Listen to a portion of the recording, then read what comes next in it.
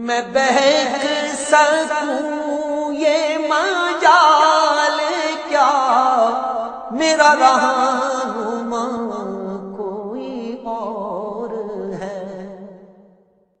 نحمدہ و نصلی علی رسولہ النبی الکریم الامین، اما بعد فاعوذ باللہ من الشیطان الرجیم، بسم اللہ الرحمن الرحیم۔ قال اللہ تبارک و تعالی فی القرآن الحکیم، ان اللہ و ملائکتہ یصلون علی النبی یا ایہا الذین آمنوا صلوا علیہ وسلموا تسلیما۔ الصلاۃ والسلام علیک یا رسول اللہ وعلی آلک و اصحابک یا نبی اللہ۔ اللہ تعالیٰ کی حمد و ثنا حضرت محمد مصطفیٰ صلی اللہ علیہ وسلم اور آپ کے جمیع آل و اصحاب کی بارگاہ ناز میں درود و سلام کے نذرانوں کے بعد، سامعین ذی قدر، میرے دینی اور یقینی دوستو، بزرگ اور بھائیو، تفسیر اعجاز القرآن کے اگلے درس کے ساتھ حاضر خدمت ہیں، اور آج انشاءاللہ العزیز سورہ بنی اسرائیل کے 5ویں رکوع کی تفسیر بیان کی جائے گی۔ اس کے ساتھ ساتھ یہ 15ویں پارے کا بھی 5واں رکوع ہوگا، اور سورہ بنی اسرائیل کا بھی یہ 5واں رکوع ہے۔ آیت کا نمبر شمار ہے 41۔ اللہ تبارک و تعالی ارشاد فرماتے ہیں،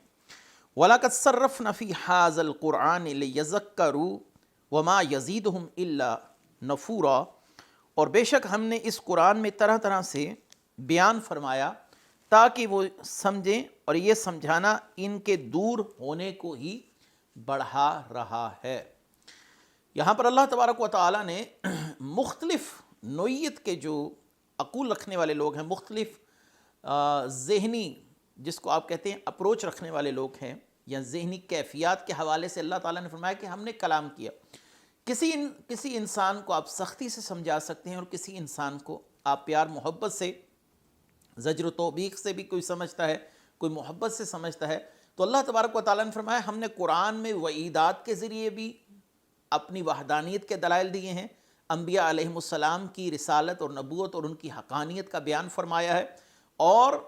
جنت کی خوشخبریاں سنا کر بھی تمہارے دلوں کو قرآن کریم کی حقانیت کی طرف متوجہ کیا ہے۔ پچھلی قوموں کے احوال کو بھی بیان کیا ہے، اور پچھلی قوموں کی اطاعت گزاریوں کو بیان کر کر ان پر اللہ کے انعامات کا تذکرہ بھی ہے، اور پچھلی قوموں کی نافرمانیوں کے تذکروں کے بعد ان پر آنے والے عذاب کی کیفیات کا بھی بیان ہے۔ تو قرآن کریم نے ہر طرح کے موضوع کو زیر بحث لایا ہے۔ ہر عقل کے لیے قرآن کریم کے اندر نور ہدایت موجود ہے۔ ہر صاحب عقل کے لیے قرآن کے اندر مختلف نوعیت کی مثالیں موجود ہیں۔ کوئی بہت زیادہ اہل علم ہو، اس کے لیے بھی عقلی اور نقلی براہین موجود ہیں، اور اگر کوئی سطحی قسم کی عقل رکھنے والا شخص ہے، اس کے لیے بھی اللہ تبارک و تعالیٰ نے قرآن میں متعدد مثالیں بیان کی ہیں، اور ان مثالوں کو ہمارے ارد گرد کی معاشرتی جو مثالیں ہیں ان میں سے بیان کیا گیا، تاکہ ہمیں قرآن کریم کی حقانیت کو کما حقہ سمجھنے کی توفیق مل سکے۔ کہیں پر زمین کے خطے سے استدلال کیا گیا، کہیں پر جمادات کے ذریعے استدلال کیا گیا، کہیں پر نباتات سے استدلال کیا گیا، کہیں پر بارش کے ساتھ استدلال کیا گیا، کہیں پر آسمانوں کا بغیر ستونوں کے کھڑا ہونا، اس سے استدلال کیا گیا۔ تو اللہ تعالیٰ نے قرآن کریم میں مختلف نشانیاں بیان کی۔ اب چاہیے تو یہ تھا کہ جب تمہیں تمہاری عقل کے مطابق سمجھا دیا گیا تو تم کسی قسم کا عذر نہ چھوڑو، اس بات کو قبول کرو، لیکن اللہ تبارک و تعالیٰ نے فرمایا وَمَا يَزِيدُهُمْ إِلَّا نَفُورًا، لیکن قرآن کریم کی ہدایت اور قرآن کریم کی مثالیں ان لوگوں کے لیے مزید بدبختی کا سبب بنی۔ یہ ایسے ہی ہے جیسے کوئی بنجر زمین ہو اور اس پر بارش برس رہی ہو، اور وہ بارش سے کما حقہ استفادہ نہ کر سکے۔ زمین زرخیز ہو، ظرف انسان کا اعلیٰ ہو، تو قرآن سے فیض بھی لیتا ہے، قرآن کریم کے نور سے اپنے قلوب کو منور بھی کرتا ہے، قرآن کریم کے فہم سے اپنی زندگی کی ہدایت اور اپنی زندگی کے راستے کو متعین بھی کرتا ہے۔ لیکن یہاں پر مسئلہ یہ ہے کہ قرآن کریم کی ان مثالوں کو سن کر بھی کفار مکہ یا مشرقین یا منافقین، ان کے دلوں پر ایسے کفر لگے ہیں۔ اللہ نے فرمایا افلا یتتبرون القرآن ام علی قلوب اقفالها، یہ قرآن کو کیوں نہیں سمجھتے، غور و فکر کرتے، کیا ان کے دلوں پر تالے لگے ہیں؟ تو جو شخص بدبخت ہو جائے اس کو قرآن سے ہدایت نصیب نہیں ہوتی۔ اگلی آیت ہے قُلْ لَوْ كَانَ مَعَهُ آلِهَةٌ كَمَا يَقُولُونَ إِذًا لَابْتَغَوْا إِلَىٰ ذِي الْعَرْشِ سَبِيلًا سُبْحَانَهُ وَتَعَالَىٰ عَمَّا يَقُولُونَ عُلُوًّا كَبِيرًا۔ تم فرماؤ جیسا کافر کہہ رہے ہیں اسی طرح اگر اللہ کے ساتھ اور معبود ہوتے جب تو وہ عرش کے مالک کی طرف کوئی راہ ڈھونڈ نکالتے، وہ ظالموں کی بات سے پاک اور بہت ہی بلند و بالا ہے۔ اس آیت میں اللہ تبارک و تعالیٰ نے اپنی توحید کی ایک قطعی مگر نہایت عام فہم دلیل دی ہے کہ اگر اللہ تعالیٰ کی ذات میں کوئی عیب ہوتا تو یقیناً یہ لوگ اس عیب کو دلیل بنا کر رسول اللہ صلی اللہ علیہ وسلم کی حقانیت پر اعتراض کرتے۔ اگر اللہ کے سوا کوئی اور شریک ہوتا تو یہ لوگ اس بات کو لے کر یقیناً طعن کا راستہ کھولتے، لیکن ایسا نہیں ہوا۔ مثلا ان لوگوں کا عقیدہ یہ ہے کہ خدا ایک نہیں، خدا متعدد ہیں، ایک سے زیادہ ہیں، بالفرض محال یہ بات بطور مثال لے بھی لی جائے، مثلا خدا دو ہیں اور ایک خدا یہ چاہتا ہے کہ زید حرکت کرے اور دوسرا خدا یہ چاہتا ہے، دوسرا رب یہ چاہتا ہے کہ زید ساکن رہے، تو اب ایک ہی زید کے اندر دو کیفیات جو کہ نقیضین ہیں، ایک دوسرے کے متضاد ہیں، ایک رب چاہتا ہے کہ وہ حرکت کرے اور دوسرا رب چاہتا ہے کہ وہ ساکن رہے، تو یہ دو کیفیات کسی ایک ذات میں کیسے اکٹھی ہو سکتی ہیں؟ کائنات کے اندر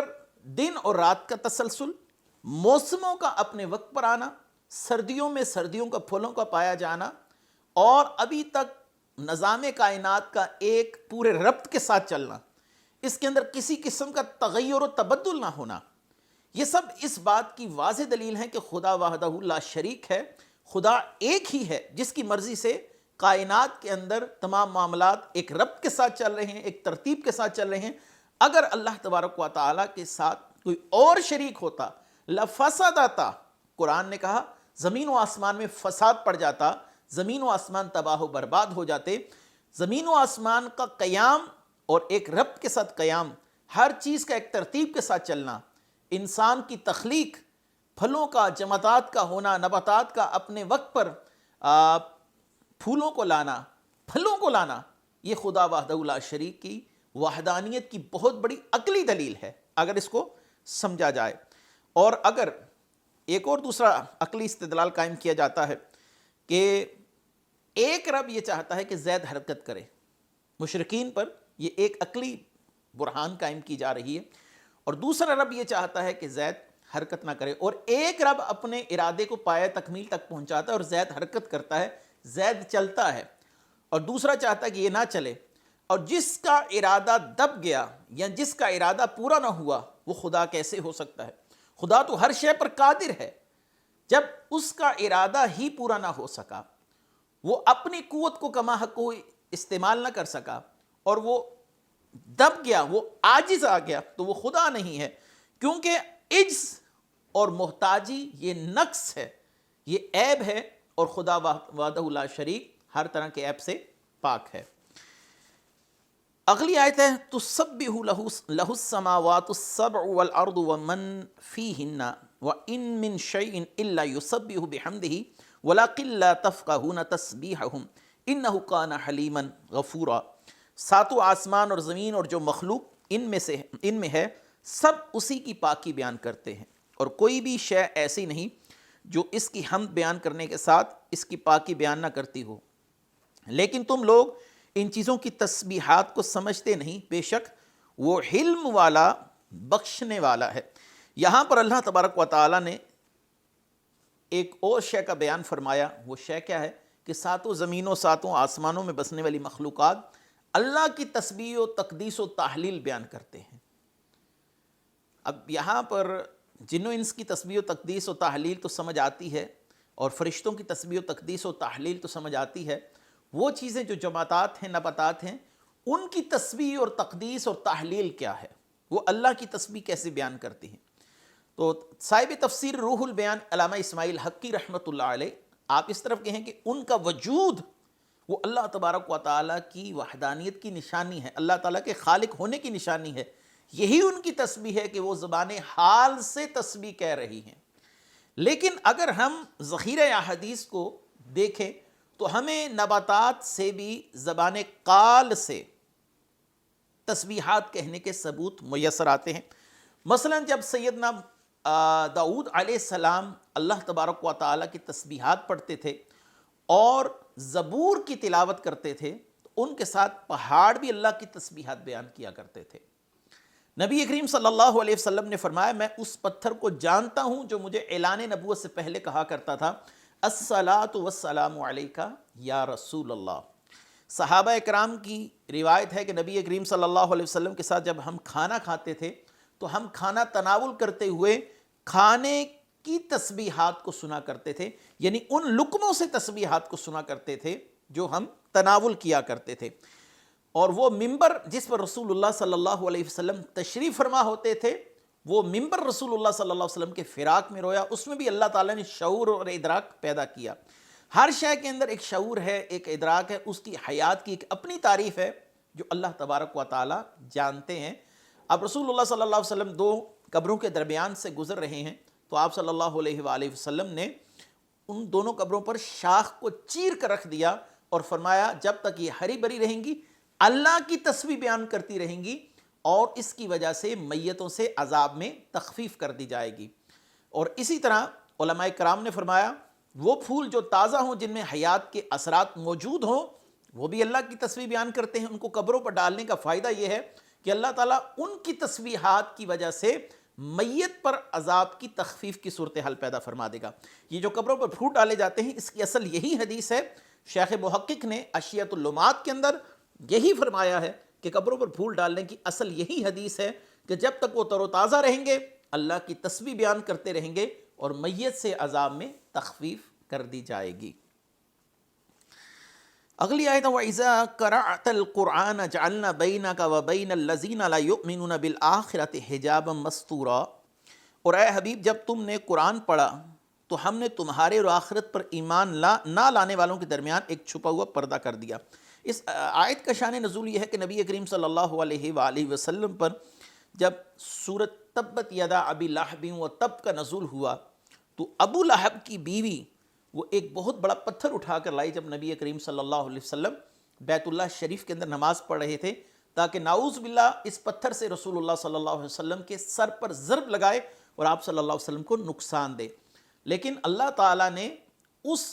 عورت اور رسول اللہ صلی اللہ علیہ وسلم کے درمیان میں ایک حجاب کر دیا، وہ رسول اللہ صلی اللہ علیہ وسلم کو دیکھ نہ سکی اور لوٹ گئی، اور اس نے حضرت ابو بکر صدیق رضی اللہ تعالیٰ عنہ سے کہا کہ تمہارے آقا یہیں پر موجود تھے، اب میں انہیں نہیں دیکھ پاتی، وہ کہاں ہیں؟ تو حضرت ابو بکر صدیق رضی اللہ تعالیٰ عنہ نے اس بات پر بڑا ہی تعجب کیا۔ بہرحال وہ چلی گئی تو رسول اللہ صلی اللہ علیہ وسلم سے صدیق اکبر نے سوال کیا یا سیدی یا رسول اللہ صلی اللہ علیہ وسلم،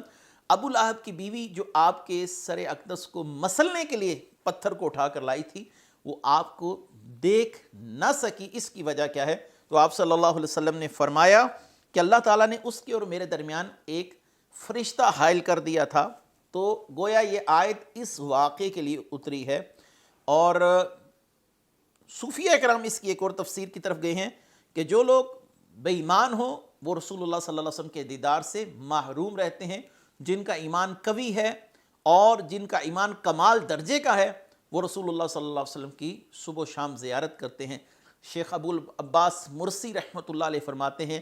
کہ میں نے رسول اللہ صلی اللہ علیہ وآلہ وسلم کو ہر جگہ پایا،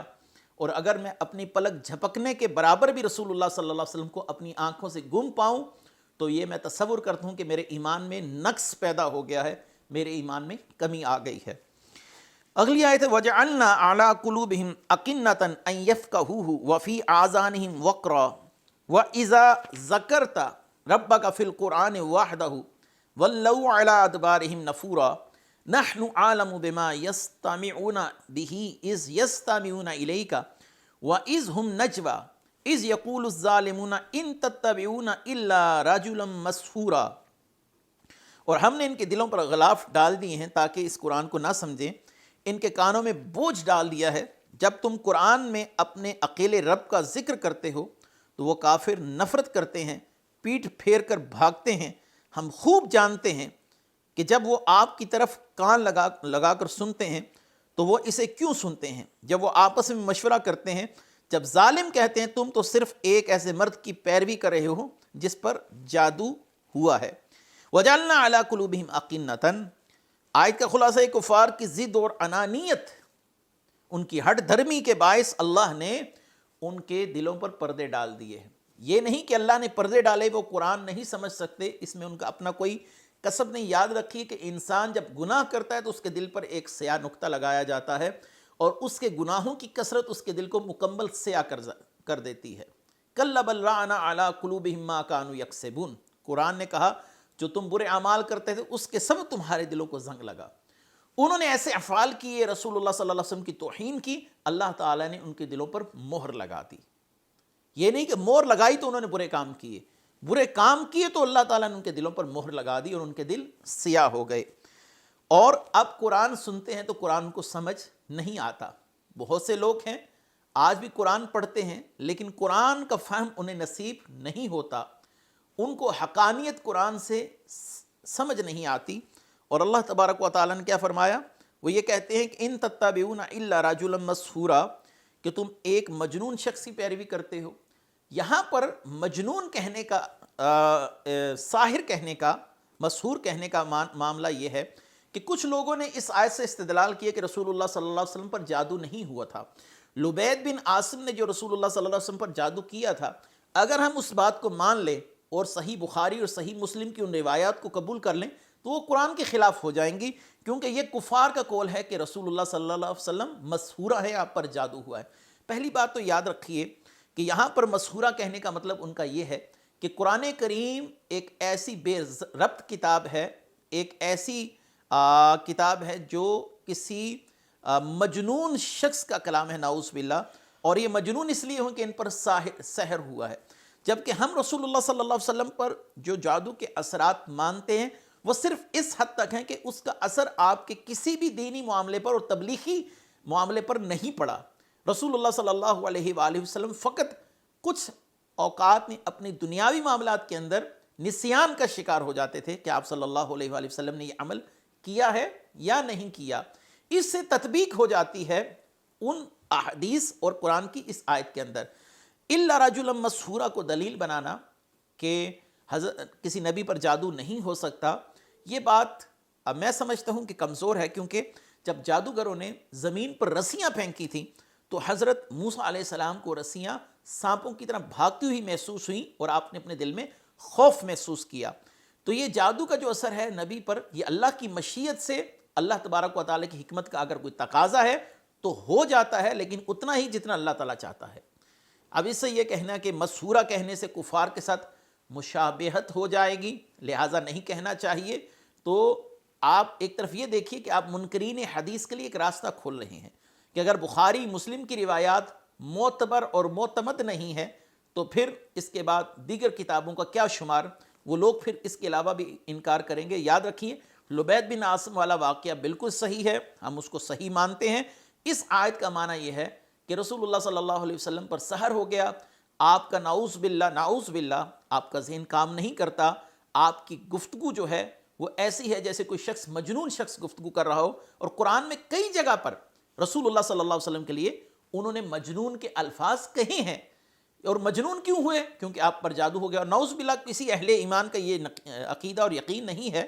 نہ ہی کوئی اہل ایمان ایسی بات کہہ سکتا ہے کہ نعوذ باللہ رسول اللہ صلی اللہ علیہ وسلم کا یہ جو کلام ہے، یہ قرآن مجید ہے، یہ احادیث ہیں، یہ کسی جنون کا نتیجہ ہے، ایسا تو نہیں ہے۔ اس لیے اس مسئلے پر ہمیں سمجھنا چاہیے کہ ایک چیز کو بچاتے بچاتے ہم کسی دوسری چیز کا نقصان نہ کر لیں۔ رسول اللہ صلی اللہ علیہ وسلم پر جادو ہوا، اور شارحین بخاری ہوں، محدثین کی تعداد ہو، کثیر تعداد ہے، انہوں نے اس بات کو سر خم کر کے تسلیم کی ہے کہ رسول اللہ صلی اللہ علیہ وسلم پر جادو ہوا۔ اور یاد رکھیے وہ امت کے اکابرین ہیں، اور اکابرین کے رستے سے انحراف انسان کو حقانیت سے بہت دور لے جاتا ہے۔ اگلی آیت انظر کیف ضربوا لک الامثال فضلوا فلا یستطیعون سبیلا، دیکھو انہوں نے تمہارے لیے کیسی مثالیں بیان کی تو یہ گمراہ ہوئے، بس یہ راستہ پانے کی طاقت نہیں رکھتے۔ نبی کریم صلی اللہ علیہ وسلم کے لیے کیسی کیسی باتیں کرتے تھے، آپ کو ناقص صفات کے ساتھ تشبیہ دیتے تھے، کبھی جادوگر کہا، کبھی کاہن کہا، کبھی شاعر کہا، کبھی کیا کہا، کبھی کیا کہا۔ تو اللہ تعالیٰ نے فرمایا محبوب آپ کے لیے آپ کی توہین کرتے ساتھ ہی فا جو ہوتا ہے یہ تعقیب مال وصل کے لیے ہوتا ہے، فدلو فوراً ہی گمراہ ہوئے، اے محبوب آپ کی توہین کرتے ساتھ ہی کوئی وقت نہیں لگا ان کو، فدلو فوراً ہی گمراہ ہوئے، فلا یستطیعون سبیلا ان گستاخان رسول کے لیے راستہ بند کر دیا گیا۔ ماضی قریب کے اندر بھی ایسی مثالیں ملتی ہیں کہ ایک صاحب نے رسول اللہ صلی اللہ علیہ وسلم کے علم کو جانوروں کے علم سے تشبیہ دی، اور اس کے دفاع میں پھر کتابوں پر کتابیں لکھی گئی۔ کتاب کا نام حفظ الایمان تھا، جس کے اندر ایسی رسول اللہ صلی اللہ علیہ وسلم کی توہین کا ارتکاب کیا گیا، تو رسول اللہ صلی اللہ علیہ وسلم کے علم کو جانوروں کے علم سے تشبیہ دی گئی۔ تو اللہ تعالیٰ نے فرمایا محبوب دیکھیے وہ آپ کو کیسی کیسی تشبیہات دے رہی ہیں، فضلوا یہ گمراہ ہو گئے، کیونکہ رسول اللہ صلی اللہ علیہ وآلہ وسلم کی ذات ایسی ذات ہے کہ نہ آپ جیسا کوئی پہلے آیا، نہ آپ صلی اللہ علیہ وسلم جیسا کوئی بعد میں آئے گا، آپ بے مثال ہیں، آپ صلی اللہ علیہ وسلم کی کوئی مثال نہیں ہے، آپ کو کسی سے تشبیہ نہ دی جائے۔ وَقَالُوا اِذَا كُنَّا عِظَامًا وَرُفَاتًا أَإِنَّا لَمَبْعُوثُونَ خَلْقًا جَدِيدًا قُلْ كُونُوا حِجَارَةً أَوْ حَدِيدًا أَوْ خَلْقًا مِمَّا يَكْبُرُ فِي صُدُورِكُمْ فَسَيَقُولُونَ مَن يُعِيدُنَا قُلِ الَّذِي فَطَرَكُمْ أَوَّلَ مَرَّةٍ فَسَيُنْغِضُونَ إِلَيْكَ رُؤُوسَهُمْ وَيَقُولُونَ مَتَىٰ قُلْ عَسَىٰ أَن يَكُونَ قَرِيبًا۔ اور انہوں نے کہا جب ہم ہڈیاں اور ریزہ ریزہ ہو جائیں گے تو کیا واقعی ہمیں نئے سرے سے پیدا کر کے اٹھایا جائے گا؟ تم فرماؤ کہ تم پتھر بن جاؤ یا لوہا یا کوئی اور مخلوق جو تمہارے خیال میں بہت بڑی ہے، تو اب کہیں گے ہمیں دوبارہ کون پیدا کرے گا؟ تم فرماؤ وہی جس نے تمہیں پہلی بار پیدا کیا۔ تو اب آپ کی طرف تعجب سے اپنے سر کو ہلا کر کہیں گے یہ کب ہوگا؟ تو فرماؤ ہو سکتا ہے یہ نزدیک ہی ہو۔ کفار کا یہ سوال کہ ہم مرنے کے بعد اٹھائے جائیں گے، یہ سوال متعدد بار قرآن کریم میں آپ کو ملے گا۔ یعنی ان کی بدبختی کی انتہا دیکھیے کہ ایک سوال کا جواب پاتے ہیں پھر وہی دہراتے ہیں۔ ان کو جواب دیا گیا وہی رب جس نے تمہیں پہلی بار پیدا کیا، مادہ منویہ سے پیدا کیا، اس بے جان نطفے میں سننے کی، دیکھنے کی، محسوس کرنے کی، بولنے کی قدرت رکھتی، یہ اس کی ذات کا کمال ہے۔ اور جب تم کچھ بھی نہیں تھے، تمہارا وجود ہی موجود نہیں تھا، اس نے تمہیں ایک وجود دیا، اس وجود کے اندر انسانی کمالات کو پیدا کر دیا۔ اب تو تم وجود رکھتے ہو، تمہاری ہڈیاں ہیں، تم ایک وجود رکھتے ہو، تم معرض وجود میں آ چکے ہو، اب تمہیں دوبارہ اٹھانا اس کے لیے کیا مسئلہ ہے؟ جب تم تھے ہی نہیں تو اس نے تمہیں پیدا کر لیا، جب تم آ گئے اور تمہاری باقیات موجود ہیں قبروں کے اندر، مٹی کے اندر، تو تمام معاملہ اس کے لیے ایسے ہی انما امرہ اذا اراد شیئا ان یقول لہ کن فیکون، وہ صرف کہتا ہے کن ہو جا تو شے ہو جاتی ہے۔ تو اللہ تعالیٰ نے فرمایا جیسے اس نے تمہیں پہلی بار پیدا کیا تھا وہ دوبارہ پیدا کر لے گا، اس کے لیے کوئی معاملہ نہیں۔ تم اگرچہ لوہے کے بن جاؤ، پتھر کے بن جاؤ، آسمان بن جاؤ، زمین بن جاؤ، تم کچھ بھی بن جاؤ، قیامت کے دن فقط اس کا کن کہنا ہوگا فیکون اور معاملہ ہو جائے گا۔ تم جہاں بھی ہوگے کھڑے ہو جاؤ گے اپنے وجود کے ساتھ اور اس کی بارگاہ میں کھڑے ہو کے جواب دہ ہوگے۔ یوم یدعوکم فتستجیبون بحمدہ وتظنون ان لبثتم الا قلیلا، جس دن وہ تمہیں بلائے گا تم اس کی حمد کرتے ہوئے جواب دو گے تو، اور تم سمجھو گے تم بہت تھوڑا عرصہ رہے۔ جس دن اللہ تعالیٰ تمہیں قبروں سے میدان قیامت کی طرف بلائے گا، تم سب اپنے سروں سے خاک جھاڑتے ہوئے یہ کہتے ہوئے چلو گے سبحانک اللہم وبحمدک، یہ اقرار کرتے ہوئے آؤ گے اللہ ہی پیدا کرنے والا ہے اور مرنے کے بعد اٹھانے والا ہے۔ قیامت کے کٹھن اوقات کی وجہ سے یا اس کے مقابل میں تم سمجھو گے دنیا میں ہم بہت کم عرصہ رہے۔ قیامت کے دن کی جو طوالت ہے وہ 50,000 سال بیان کی جاتی ہے روایات کے اندر۔ اب اس کے سامنے زندگی کے 63 سال یا زندگی 70 سال 80 سال ہے، یہ تو گویا نہ ہونے کے برابر ہے۔ جب ان سے سوال کیا جائے کہ دنیا میں کتنا عرصہ رہے تو وہ کہیں گے بہت ہی قلیل عرصہ، بہت قلیل عرصہ ہم رہے۔ تو اللہ تبارک و تعالی ہمیں قرآن کا فہم نصیب فرمائے۔ وآخر دعوانا ان الحمد للہ رب العالمین۔ میں بہک سکوں یہ مجال کیا میرا رہا